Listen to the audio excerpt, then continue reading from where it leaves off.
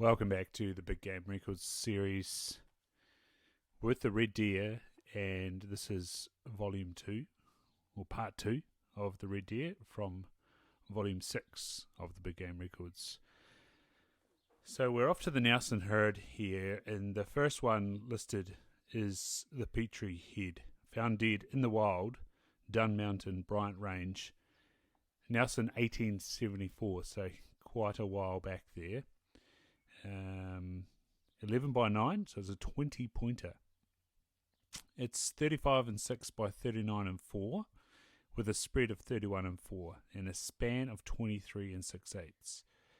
The beams are 5 and 5 each side, the coronets are 8 and 3 each side, the brow tines are 10 and 2 by 10 and 1, the bays are 15 by 12, there's an inner off the bay of 2 and 4 on the left hand side. The trays are 13 and 4 by 15. There's inner off the trays of 4 and 2 by 3 and 6, and a second inner off the tray on the left hand side of 6 and 6. The roll tines are 8 and 2 by 7 and 5. There's a snag off the roll tine on the upper of 1 and 1 and 1.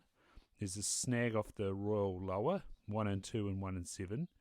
Off the back tine of 2 and 6 and 2 and 3/8. And that right hand side one is broken, and the back tine is 7 and 2 by 13 and 1.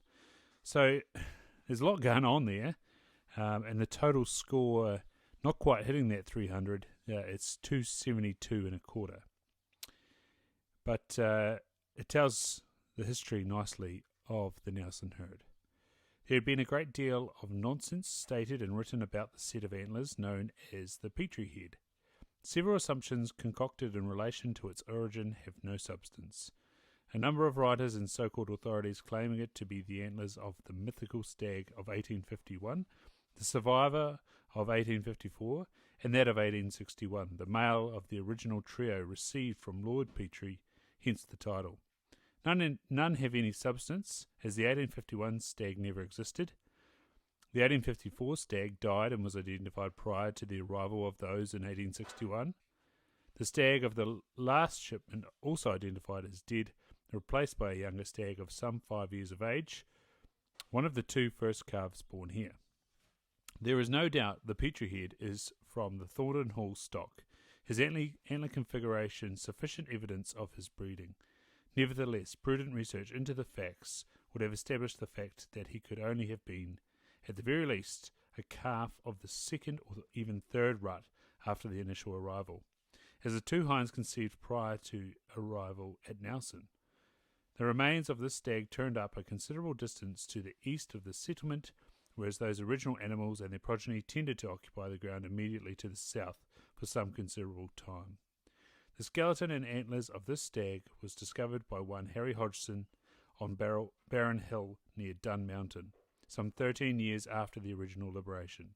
As a consequence, considering the time lapse, he was probably one of the first calves born in Nelson, and as a mature stag took up residence in fresh country to the east of the settlement. Oh, gee whiz, lots to digest there. So this next one does crack 300. You'll have to tune in to find out by how much.